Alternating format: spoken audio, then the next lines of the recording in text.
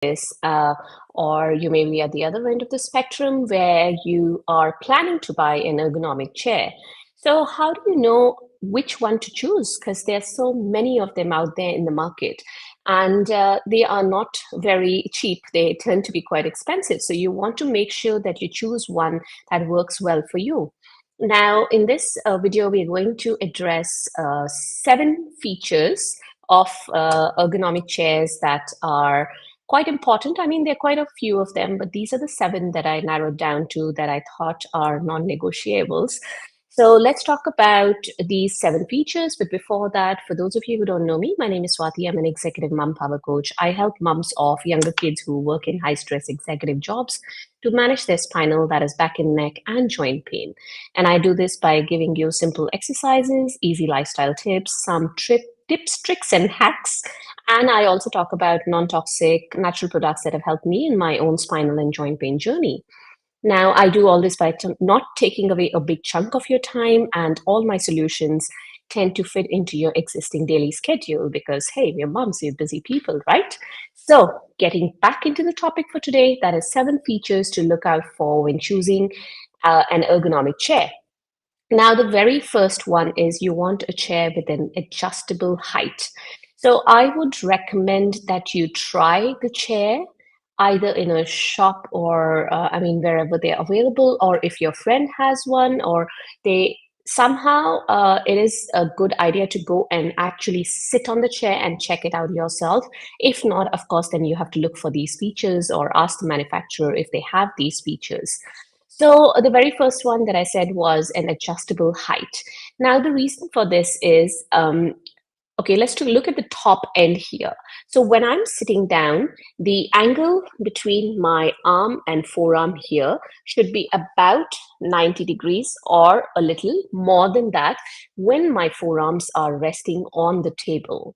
If your chair is too low, you will be your arms will be up here. You won't be in that neutral 90 degrees or so.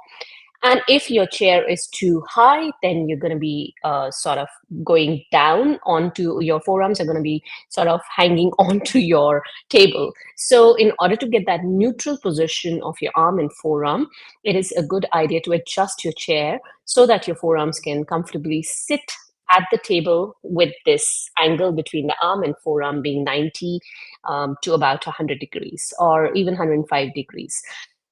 If you don't do that, what happens? Now, if your chair is too low, for example, and your forearm is sitting on the table, this is going to happen. You're going to shrug your shoulders. Now, imagine sitting like this for whatever number of hours you're going to be sitting at that chair, right, at that desk. So when this happens, there's a lot of stress that builds up around your shoulder and your cervical spine. If you have pre-existing neck conditions or nerve pains, that's going to get aggravated, or it will eventually lead to a poor posture, of course, which will lead to neck pain, mid back pain. You can even have rounded shoulders and a forward head posture. Now, if you are looking for more explanation of what is a forward head posture, what are rounded shoulders, you can go to my YouTube channel and have a look. I've done quite a few videos on these problems and also on good postures and bad postures. So if you can't find my channel, just go to YouTube, type my name, Swati Prakash posture or back pain, neck pain, and you will come across these videos.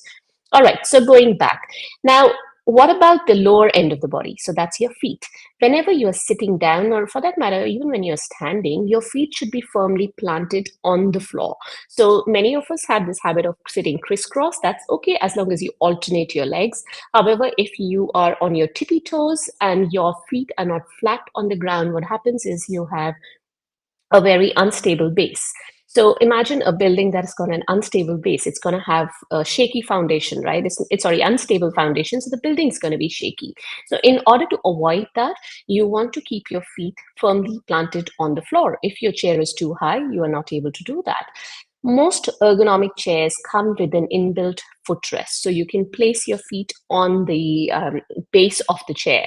This is not a very essential feature, as you can always use a little footstool under your desk, but it is something that I wanted to mention. All right, the next thing I wanted to talk about is the lumbar support. Now, your spine is not absolutely straight. It has a curvature. So if you want to support your spine completely, you want to have an inbuilt lumbar support in your ergonomic chair, there are some beautiful chairs out there where you can adjust the amount of support. So the thickness of the lumbar support, so basically the chair sort of pushes into the curvature. Or if suppose this is your lumbar spine, this is the front of your body and this is the back, a regular chair will only support the top and the bottom of the lumbar curve. However, an ergonomic chair sort of has this support which goes in and supports the deepest part of your lumbar curve. But what happens if you don't support those muscles? Eventually, you will get tired of sitting, and those muscles will get tired of holding on to your spine in a good posture, and you will lean back, leading to slouching or slumping at your lower back. Obviously, that leads to back pain and other issues then. So if you want to avoid that, please make sure there is an adjustable lumbar support, because especially if you're going to be sharing that chair with other people, you want to have an adjustable lumbar support. Some of the good chairs you can even move the lumbar support up or down, and you can push into your back or relax it a little bit. Now, another thing is that some of the chairs come with this tilt option. So if you, this is one of the ergonomic chairs, so yeah, I can actually tilt back. There is a lever that controls the amount of tilt that I have on my chair. So, oops, stuck, can't use it. Anyway, so this, I don't like to have a tilt on my chair, but if you are one of those who have a very military type of posture and you sit very upright, yes, this is something that you want, because you want your the angle between your at your hip joint between your spine and your thigh bone, you don't want it exactly at 90, you want it about 110 or 100 degrees. All right, so going further, you want to have adjustable armrests, because if your armrests are too high, again, you're going to shrug the shoulders. All the other things that I spoke about, the associated problems with the shrug shoulder will come in. So you want armrests that are adjustable. Also, because you want to be close to your desk. If you have one of those desks where the chair cannot slide in, then you want to have armrests that you can actually slide down, and then you can sort of scoot in towards your desk. If you sit too far off from your desk, your arms are going to be extended like this, especially if you're using the keyboard. This is a very uncomfortable position, leading to poor postures and arm pain, neck pain, etc. All right, just looking at my notes here, there are other features. Like I said, I'm going to talk about 7 of them, but I'll just quickly cover the rest because they're not as important, but something to talk about. Breathable materials, especially if you are one of those who are living in a hot or humid climate, you need to have a chair with a fabric or a mesh kind of material. It doesn't matter if you're going to use your chair in an aircon or a temperature controlled environment like the office, then this is probably not a feature you want to bother about. The other thing is swivel wheels. So when I have a huge desk, so when I want to turn around towards my printer, or I want to turn towards my stack of books on the other side, or if I have like another monitor that I'm looking at, because there are many people who use multiple monitors. So you don't want to be doing this to your neck. You want to swivel your chair around, look at one monitor and then the other one. So you probably want that. However, be mindful if your office or your home office and chair, the floor is slippery, you want to get a chair mat so your chair doesn't go sliding off, right? That's not very safe. The other thing is padding and cushioning. You don't want a chair that's too soft and you sink in and you can't manage your posture.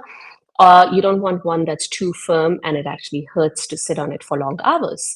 So while these were the features that I wanted to talk about, so the first few were the very important ones, and the others are something to keep in mind. The last 3 that I spoke about, the wheels, the breathable material, and the padding, something to keep in mind, though they are important.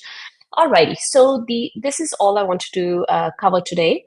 And if you're looking for more information on ergonomic chairs, sorry, then you can have a look at the blog that I have written on this topic. I will leave a link in the description of this video. And if you're watching me on Instagram, the link is in my bio. Alrighty, if you have any questions, any comments for me, do drop them below and I'll address them for you.